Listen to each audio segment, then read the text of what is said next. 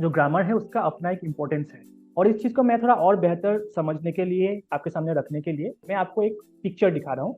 यहाँ पे रिमी है, तो रिमी एक्चुअली अपने बारे में कुछ बता रही है, कुछ बताना चाहती है। And Rimi is using 3 sentences, 3 जो स्टेटमेंट दे रही है, I hungry, I eat roti and I happy. So अगर हम ये 3 सेंटेंसेस पढ़ेंगे, it will give us an impression कि यहाँ पे कुछ खाने की बात हो रही है।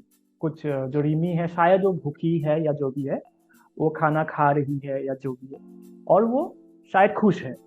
सो इट इज जी। Giving some sort of that sort of sense. और अभी इसी सेंटेंस को, लेकिन अभी हमने देखा कि रिमी ने हमें ये बोला, ठीक है।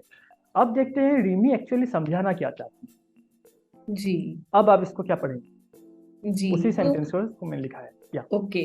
Okay. So now she is saying कि I was hungry, I ate roti and now I am happy.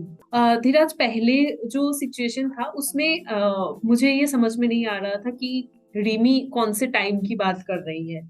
मुझे समझ हम्म। में आ रहा था कि अच्छा, शी इज समहाउ एक्सप्रेसिंग कि she is hungry, she is eating something. But मैं ये कंफ्यूज हो रही थी कि ये पहले की कोई सिचुएशन वो बता रही है या अभी वो अभी हंग्री की। है, अभी वो खाना खाना चाहती है, क्या हो रहा था। So that was the confusion. But I think second वाले सिचुएशन में वो समझ में आ रहा है, दैट इज मोर स्पेसिफिक।